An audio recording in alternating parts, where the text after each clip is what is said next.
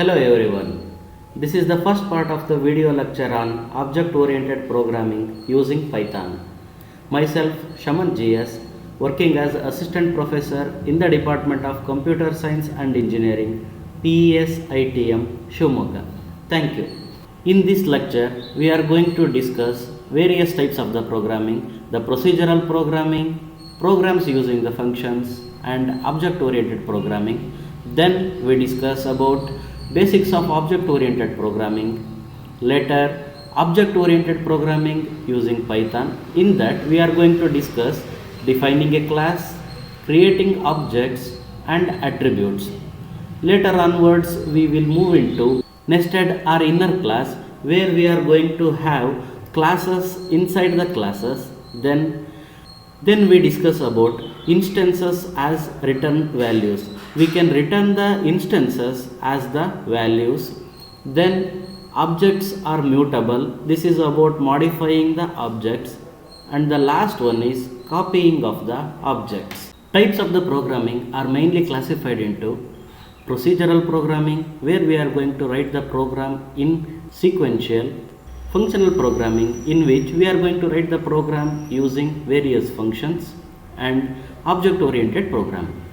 Before we start into the object-oriented programming using the Python, we will discuss briefly about the procedural way of writing the program and functional way of writing the program. Procedural way of writing the program we will analyze using a simple program. For writing and executing of the Python program, we are using the Anaconda spider. Here we have taken a simple sequential program where we are going to find out the area of the rectangle and the center of the rectangle. Here we are going to find out the same things for the three rectangles. The variables with the suffix 1 indicates for the first rectangle, suffix 2 for the second rectangle, suffix 3 for the third rectangle. To find out the area of the rectangle, we need the length and the width. So first, length and width of the first rectangle is been taken from the user, and area of the first rectangle equals to length into width. That gives the so many number of the square units. Center of a rectangle is nothing but a point at the middle of the rectangle. Center of a rectangle is nothing but a coordinate in x and y axis. We can find out the center of the rectangle using the length divided by 2 and the width divided by 2. We are going to have a point at the middle of x axis and y axis. And at the last, we are going to print the area of the rectangle and the center of the rectangle. Similarly, we are going to do it for the second rectangle and the third rectangle. We shall try to execute this. At the very beginning, it is going to ask the length of the first rectangle. Here we have to give the input in the console window. So let the length be 3 units and the width be 5 units.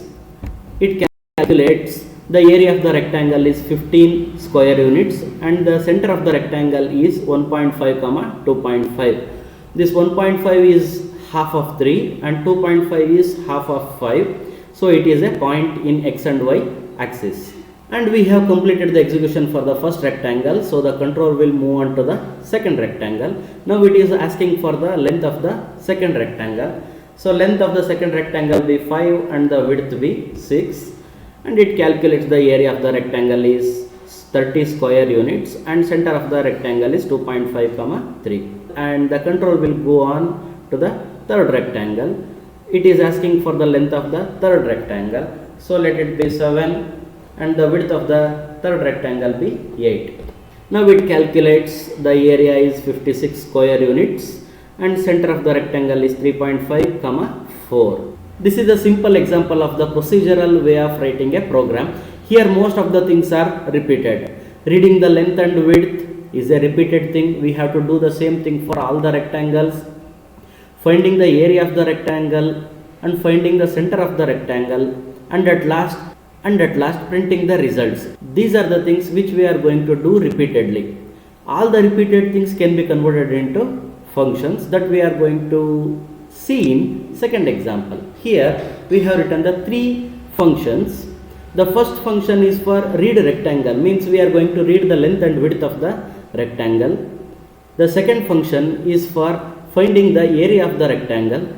Area of the rectangle is the length into width. These are the three functions, and here is the main program. First we need to have the length and width of the first rectangle. For that we are calling the function read rectangle. Read rectangle control goes to here, and it reads the length from the user and width from the user and returns the length and width. This length and width are assigned to the length one and width one. Next we are going to calculate the area and center of the rectangle. So area 1 comma center 1 equals to, we are calling the second function area of the rectangle. Second function needs two parameters, length 1 and width 1, for its calculation. So the earlier length 1 and width 1 are going to pass it into the second function, and similarly we are going to calculate the area and center of the rectangle, and the results are returned. Area and center are returned into the main calling function, and area 1 is assigned with the area here we have calculated. The center 1 is been assigned with the center we have calculated here. Next, once we have the area and center of the first rectangle, we are going to call the third function display, and we have to pass the parameter area 1 and center 1 in order to display those things. And the third function is going to display the area of the rectangle and center of the rectangle. Similar things which we are going to do it for the second rectangle and the third rectangle. We will try to execute this. Functions are not executed until unless they are called. Even though the functions are written at the very beginning of this script, they are not going to be executed at the beginning. So the control will come to the main program. The first statement in the main program will be executed. Length 1 comma width 1 equals to read underscore rectangle. This will be executed, and the control will call this function read rectangle. The first statement of this function, the length equals to the input. So the control is asking for the length of the rectangle. So let the length be 4, and now it goes to the second statement, width equals to input, and it is asking for the width of the rectangle, let it be 5, and it calculates the area of the rectangle and center of the rectangle similarly.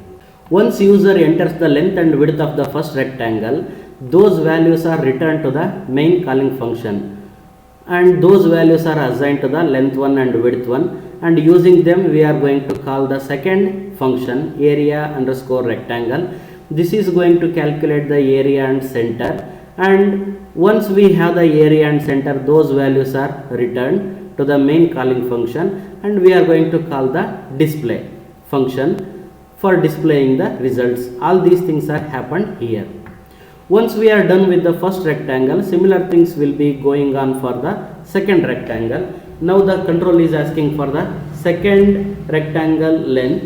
So let it be 6 and the width be some 8. It calculates the area of the rectangle and center of the rectangle, and now control is asking for the third rectangle values. Enter the length of the rectangle for the third rectangle. Let it be some 5.5 and the width be some 9. So the area of the rectangle is so and so, and this is the center of the rectangle. This is how we can make the repeated things to work in a functions. Before we start into the object oriented program, let us first understand some basics of the object oriented program. In object oriented programming, the data is called as the attributes. Attributes are nothing but variables of a object. Functions written inside a class are called as the methods. Object holds the attribute and are methods. It is an instance of the class. Class is the object constructor or blueprint of creating the object. Class is just the blueprint or the plan for creating the object. This is just like a plan of a house or the blueprint of a car. Having the plan of a house and blueprint of the car is not sufficient, but it is the very required thing. Once we have the plan or the blueprint, we can create the objects. To explain this, once we have the blueprint of a house, we can build the many more houses. Similarly, once we have the blueprint of a car, we can manufacture many more cars.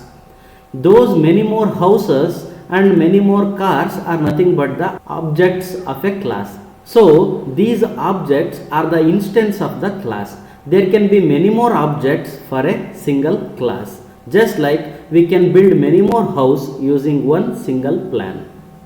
And the functions which are there inside the class are called the methods, and the data that is required for the object is called as the attributes. And in Python, almost everything in Python is a object. To create a class, we need to have the keyword class, and attributes are the variables that belongs to the class. Attributes are always public and can be accessed using dot operator. For example, my class dot my attribute. My attribute is the attribute of the class my class. Defining a class. We already discussed class is going to be defined by using the keyword class. So we need to have the keyword class followed by the name of the class. Here, this is the example for creating a point. Point is nothing but a location in two-dimensional space. So here we are going to create a class of name point. This class represents a point in two-dimensional space. Defining a class named point creates a class object. Once we define the class using the keyword class, and if we try to execute the name of the class in Python console, just like this is the name of the class in Python console. If we execute this, this is the output we are going to get. This is nothing but the full name of the class. This is the same earlier example for finding out the area of the rectangle and center of the rectangle. Here the first function read rectangle is same as the earlier one. This is for reading the length and width of the rectangle. The next part of the code is the class rectangle. We already know class is the blueprint for creating the objects. This code creates the many more objects or the instances of the class. What are the contents of the class code? The very first method of the class is the init method. Init method is used for constructing the instances or constructing the objects. And apart from the init method, we can have many more methods for the giving the functionality for the class. This init method is also called as the constructor because it is going to construct the objects. There are three types of the constructors. The first one is default constructor, the second one is non-parameterized constructor, and the third one is parameter constructor. We are going to see one by one. In parameterized constructor, we are going to see init method inside the class. Okay, this is the class containing various methods. The first method is init. Init is used to create the object. The rest of the methods, area, rectangle, display, are meant for the other functionality. Here init method is going to receive some parameters, length and width, for constructing the objects. This is called parameterized constructor. Here we are going to analyze the code. The code resembles the earlier example. Length 1, width 1 are assigned with the read rectangle. Read rectangle is responsible for reading the length and width of the rectangle, and they are going to assign the values to length 1 and width 1 variable. Later onwards, we are going to create an instance of the class rectangle. The name of the instance is rectangle1. It is also called as the object of the class rectangle. This is created by using the constructor rectangle. Okay, so this is how we are going to pass the parameter. So rectangle followed by we are going to pass the parameter length 1 and width 1 for creating an object. So this constructor uses the method init. The parameter which we have passing length 1 and width 1 are assigned to the length and width, and further they are assigned to the self.length and self.width. The word self indicates that these are the native variables. Once the object is been created, we can make use of the other methods of the class. just like area of the rectangle. Method have to be called along with the object with the dot notation. Okay, so by this way we can call the method area rectangle. Okay, and this is going to calculate the area of the rectangle. Okay, and at the last we are going to call the method display, and once again the display method have to be called along with the object name with the dot notation. This is parameterized constructor. We are going to pass the parameter in the init method. Init method is used to construct the object. In non-parameterized constructor, of course there will be init method, but the parameters are not going to be passed. Only self will be there, and inside the init method there will be no operations. Only pass is mentioned, or some print statements can be mentioned. There will be no passing of the parameter. Here we can see this statement is responsible for creating the object. Rectangle 1 is the object of type rectangle class. So here we can see we are not passing any parameter for constructing the object. This is what we call it as the non-parameterized constructor. The third one is the default constructor. Here in default constructor there will be no method called as the init.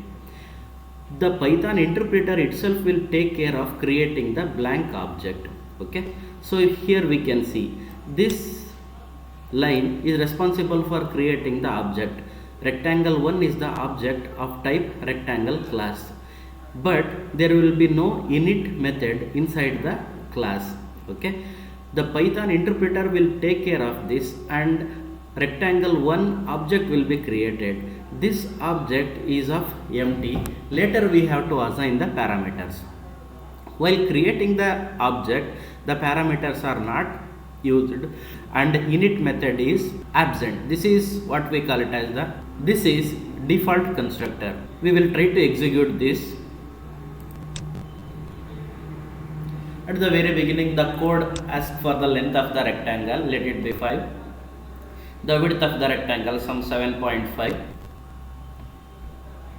So it calculates the area of the rectangle and center of the rectangle as usual.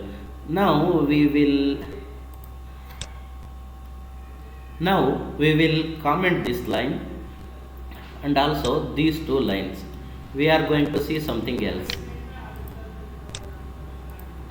So now I have retained only two lines. Rectangle 1 is the first object of the rectangle class.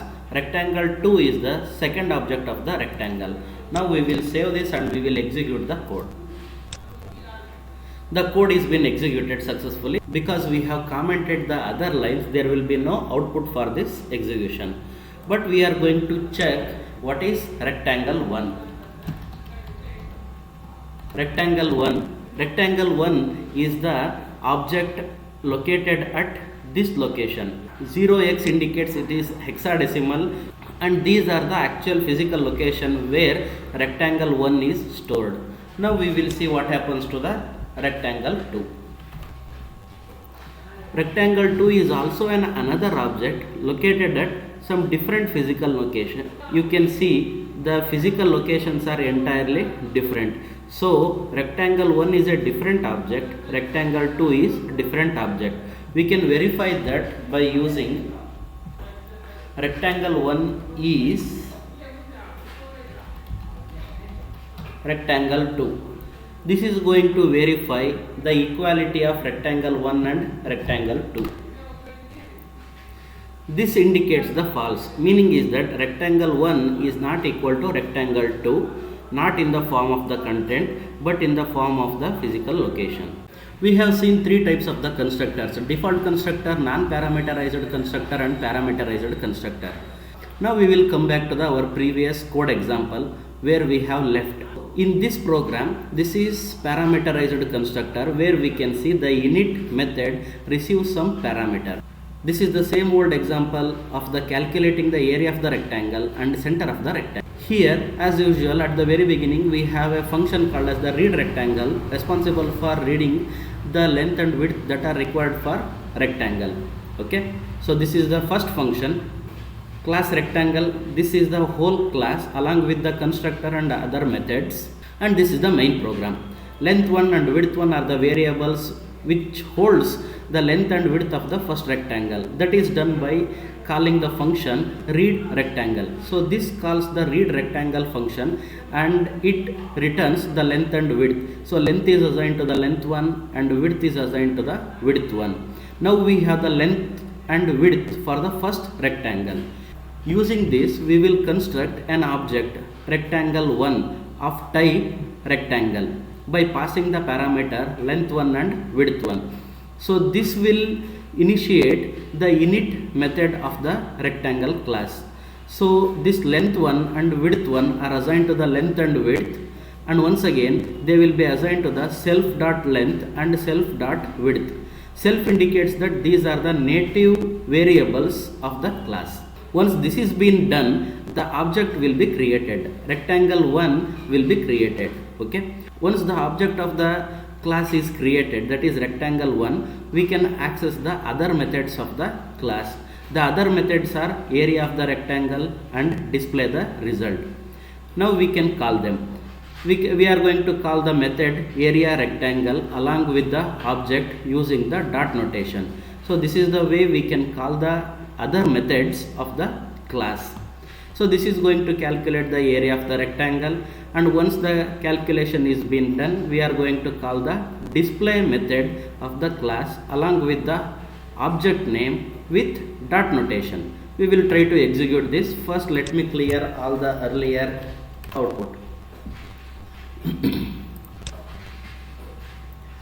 So this is for the first rectangle. It is asking the length of the rectangle. Let it be some 7. Let it be some 8.9.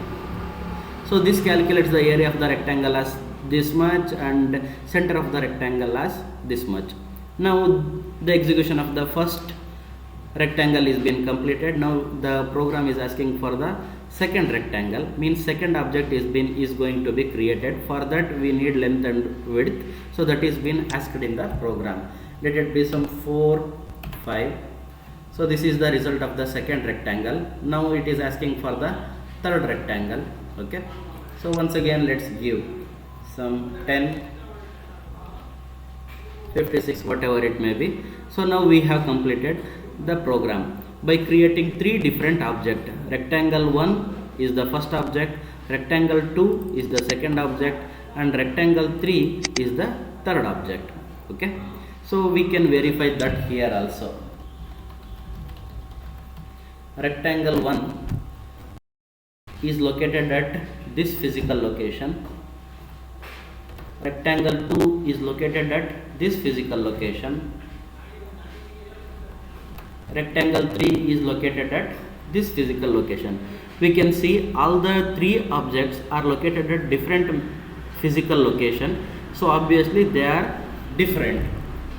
These are the actual objects. Rectangle 1, 2 and 3 are the objects of type rectangle class. So through this we can tell that class is the blueprint. Using this blueprint we can create many more objects like this. We can recall our very old example. Class is just like a blueprint of the house. Using the blueprint of the house we can build many more houses just like this. Using the blueprint of the rectangle we can build many more objects just like this, and we can verify this with the other one also. Rectangle 3 is rectangle 2 false. Similarly we can do it with the other also to indicate that rectangle 1, 2, 3 are different because they are located at different physical locations. A quick review of what we have discussed so far now. At the very beginning we have seen the procedural way of writing the program. Later we converted the most repetitive things in this program into the functions just like this. We got 3 different functions: read rectangle, area of the rectangle and display the results. And later we moved into object oriented programming. There we discussed 3 types of the constructor: default constructor with no init, non-parameterized constructor where init is present but parameters are not passed, parameterized constructor where init is present and we are passing the parameter length and width. Through this we came back to our original program and we discussed this, and we found out that the objects are independent and they are not equal either in the form of the physical location or by the content. After the discussion of the program which creates the class and the object, we have to come back to the theory.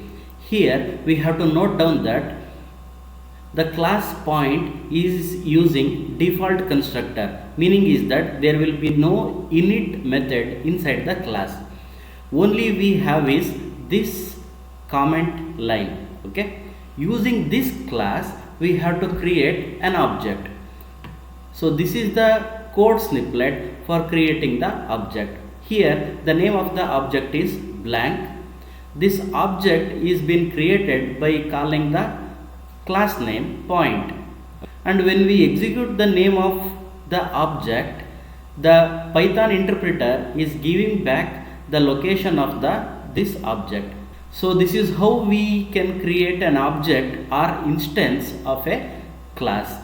So creating the new object is called instantiation, and object is the instance of the class. Every object is an instance of some class. With this basic, we move forward, and we have to understand that this point is a location on two-dimensional space. We have to see that by using this diagram. Here we have the x-axis and y-axis. This is the object blank, and this is a point in two-dimensional space with attribute or with location 3.0 and 4.0. Once again, note that we haven't been added the attributes to the object. So we have to add these values to this object blank. That can be done by using this code snippet. We have to call the attribute x of the object blank by using the dot notation. So this becomes blank dot x is been assigned with some number 3.0, and blank dot y is been assigned with 4.0. This is nothing but the location on x-axis and y-axis. So clearly blank is a point of two-dimensional space with the attributes 3.0 and 4.0. These elements are called as the attributes. So this is the object diagram. We have to understand this object diagram. Object diagram is the state diagram that shows the object and its attribute. Here we have to see the blank is a object of class point. So whatever that is been written here, this is the name of the class, and this is the object. Object contains two attributes, so that is inside the object. Okay, so this box is the object name as blank, and inside this box we have the two attributes x and y. X holding the value 3.0 and y holding the value 4.0. This assignment is being done here. Okay, so from now onwards x has to be read with the object name and y has to be read with the object name. So that's why we have, whenever we are supposed to access these attributes, we have to access through this object. So that's why the name blank dot x. Why? Because x is always associated with this object. Similarly, the y is always associated with this object. So whenever we call these attributes, we have to call this object. So object dot attribute gives the value. The variable blank refers to a point object which contains two attributes x and y. So whenever we try to print these attributes, once again we have to call the object name along with the attribute in order to identify the attributes, because various objects will have the same attributes. For example, if we have the class point, so let me come back to here. So the class name is point. What is point? Point is a location in two-dimensional space, where blank is one location on x and y axis or two-dimensional space. Along with this blank, there can be many more dots, right? There can be many more locations along x and y axis or in two-dimensional space. They also can be given with the same or different attributes. For another dot it may be 2 comma 3, for one more dot it can be 1 comma 2. Similarly, that varies from one object to another object. So we can create many more objects of the class point. So all the objects will have two attributes x and y. So in order to identify which x and which y, we have to call the object name. So that is very simple. Object name followed by the attribute. When we try to execute this returns the value of this attribute. So blank dot x is returning with 3.0, blank dot y is returning with 4.0. The expression blank dot x means go to the object blank and get the value x. We can use the attribute with the dot notation as variables. So I can use this attribute x along with the object name just like the variable. For some examples, so this is the expression for printing x and y along with the object name. So what we are doing here is %g comma %g. This indicates a floating point number in Python. So this expression prints 3.0 comma 4.0 inside a parenthesis. This is how we can use x and y along with the object name just like the variables. We can similarly calculate some mathematical equations. So distance equals to math dot square root of blank dot x square plus blank dot y square. So what is this distance? This distance is the mathematical formula. Once again, let me come back to this graph. Okay. So now we are going to find out the distance between from this origin 0 comma 0 to the point blank 3 comma 4. So this is the distance we are going to calculate. So this distance is given by the mathematical formula this. Once this is been executed and when we try to print the value of distance, so it is printing as 5.0. So 5.0 is the distance between origin to this point. So far now we discussed classes, objects, attributes and their creation. Now we move ahead. Nested or inner class. Nested or inner class is defined as class inside another class. Let us take an example. Suppose we have two classes, car and engine. Okay. Assume at the very beginning we have declared an class engine with their properties, and later onwards we define one more class car. Every car needs an engine. So this engine can be a part of the car. In terms of the object oriented concepts, class engine can be present inside the class. So we make engine an inner class of the car. What is the advantage of this? This helps in reducing the code or code reusability. This also helps in hiding the code. It is easy to understand the classes. Now we shall see the practical example of this. Okay. We have already discussed about point. Point is nothing but a location on two-dimensional space. Using this point, now we are going to define one more class, that is rectangle.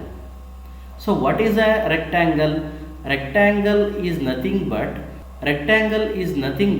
an object with some height and some width. So what is the location of the rectangle? Location of the rectangle can be specified in two ways. One is one corner of the rectangle along with the length and the width. This may be the location of the rectangle. If we know the starting point of the rectangle, that is one corner of the rectangle, we can go some x-axis length and some y-axis, that is width. This is the first way of declaring the rectangle. The second way is we can have two opposing corners. Once we have the two diagonally opposing corners, we need not to specify length and width. Only thing is we have the two extreme points. With that two extreme points, we can draw a rectangle. Using one of these methods, The author has preferred the first method. The author is using the one corner of the rectangle and length and width of the rectangle to construct the rectangle. So we will follow the first option. Next we move on towards declaring the class rectangle. As usual, the class rectangle can be defined using the keyword class, and once again this is a default constructor where we don't have the init method. We only have a comment line. Comment line is about this represents a rectangle with attributes corner, height and width. So let us fill out these attributes with the blank object. So box is the blank object of type rectangle. Okay. So this rectangle, open parenthesis and close parenthesis, this is going to create an instance of the class rectangle. That instance is the box or the object. This object is a blank object because we don't have a constructor inside the class. We don't have a constructor inside the class. So we are supposed to fill the attributes. Box.width is the first attribute assigned with some value. Box.height is the second value assigned with some another value. Next we have to declare a corner. Corner is once again a point with two parameters x and y. Recall what we have discussed earlier. So box corner is nothing but one more object of type class point. So this point class has two attributes x and y. This x has to be discussed with object corner. Corner is an attribute of object box. Okay, there comes two dot notations and this is recurring. We can have any number of the inner classes. So box.corner.x is assigned with some value and box.corner.y is assigned with some value.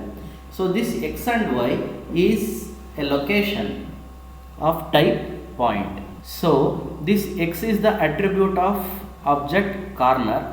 This corner is the attribute of object box. We can analyze the whole thing using the object diagram. So this is the object diagram where we have one class called as the rectangle. Rectangle contains the attributes width assigned with some value, height assigned with some value and corner. Corner is one attribute of the rectangle. This box is nothing but an object called as the box. So box is the object of type rectangle. So what is this corner? Corner is once again object of type point. So corner is the object of the point class containing the attribute x assigned with some value, y assigned with some value. So whenever we are supposed to access this x, we have to access along with its object name. What is the object name of this x? The corner. So corner dot x. Okay, that becomes half a address. So the complete address is, once again we have to find out the object of this corner. What is the object of this corner? That is the box. So box dot corner dot x gives the value 3.0. Box dot corner dot y gives the value 4.0. Similarly, box dot width gives the value 100. Box dot height gives the value 200. Now we move on to our next topic, instances as return values. We already know functions can return the values. Just like those values, the objects can also be returned in the similar way. In the below example, find center is the name of the function that receives one parameter rectangle as an argument and returns a point. So this point is nothing but an object of the class point that contains the coordinates of the center of the rectangle. So this is the function and this is the main program. Here we need to note down that the objects need not to be created in main, they can also be created inside a function. In this example, we are going to create the object inside a function, not in the main program. In main program, center is the variable. This is been assigned with the return type of find center function. So here we are sending the variable box. We already know box is an object that contains the parameter. Let me come back. So box is an object that contains the parameter width, height and corner. Corner is also one more object of type point that contains the parameter x and y. So box contains width, height, x and y. So this is being sent as the parameter. So this function receives the parameter rectangle and new object is being created in the name of p. P is the object of type point. So p dot x is equal to some value and p dot y equals to some value. So this gives the center of the rectangle and this object p is returned as variable that is being assigned to the center. So what is center? Center now is having the coordinates. Coordinates containing the center of the rectangle. Whenever we try to print out the value of this center, that is 50, 100 in this example. So 50, 100 is nothing but the coordinate of the center of the rectangle calculated using this function. Here we need to understand that box is the object that can be sent as a parameter and object can also be sent as a return type. Now we move on to our next topic.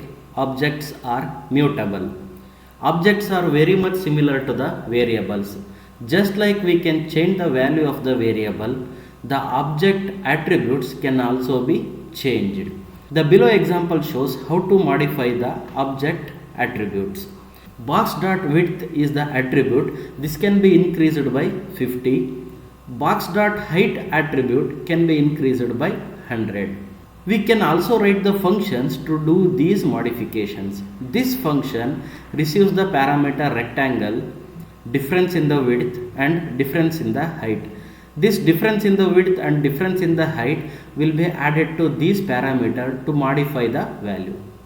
Once we execute this, box.width and box.height, these containing the earlier values. So the earlier values were 150 and 300.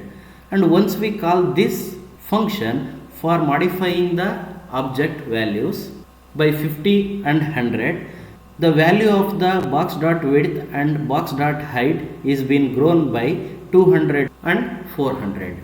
Now we move on to our next topic, copying of objects. Objects can be copied by using a copy module. Copy module contains a function called as the copy which duplicates any object. Before calling this function, first let us declare a object P1 is of type point and fill out the attributes of P1, P1.x by 3.0, P1.y by 4.0. Now we import the module copy and we can use the function copy to create a copy of object P1. So P2 equals to copy.copy of P1.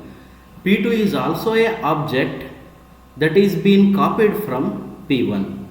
So we have two objects P1 and P2 of type points. Now we can see the differences or the similarity in these objects. P1 is P2. The interpreter returns the value false. One more type of verifying, P1 is equals to P2. The interpreter also returns the value false. Meaning is that P1 and P2 are not similar. They are different objects of type point located in different physical location. This copy.copy or the function copy in the module copy has a limitation that can be exploited by our next example. Now we are going to take the object box of type rectangle.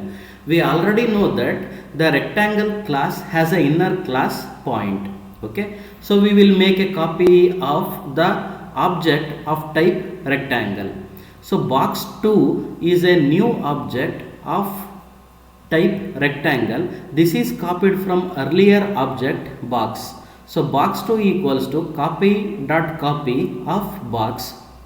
Now we have once again two objects box and box 2. Now we will check out whether both are equal or not. So box 2 is box false. Obviously, both the objects are located in a different memory location. But there is a problem in this copy.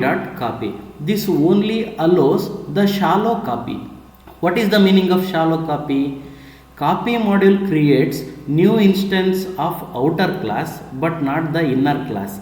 Meaning is that we already have a inner class in this box as the corner. So let us check out the similarity in corner.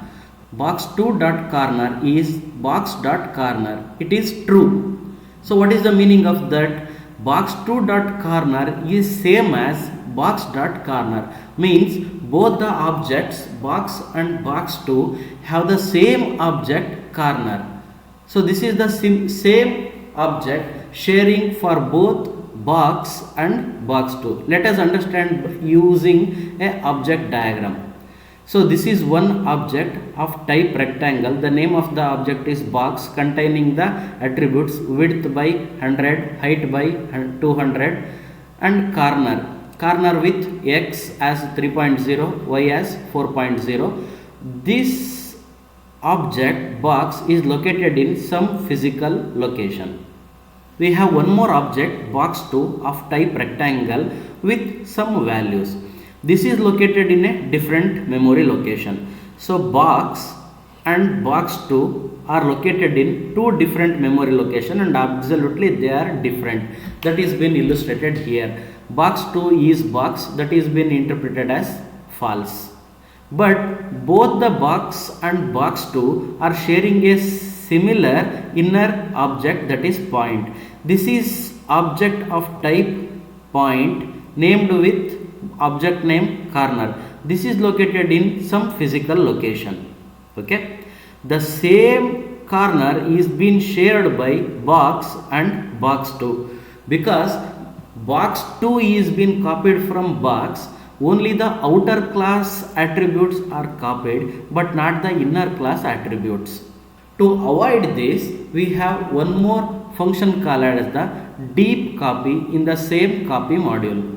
Deep copy will copy the module provided another module which copies both object and object refers to. Meaning is that it is going to copy the outer object and as well as the inner object. Now let us create one more object box 3 from the earlier object box of type rectangle using the deep copy function of copy module. So box 3 equals to copy dot deep copy of box. Now we have one more object, so that is box 3 and box. Let us find out the similarity between box 3 and box. Obviously they are different to each other because they are located in a different physical memory location. But what about the inner object? Both box 3 and box sharing similar inner object or different inner object, that can be verified here. Box 3 dot corner is box dot corner. Here also the interpreter is returning the value false. Meaning is that box 3 and box are completely different objects with separate inner objects. Thank you.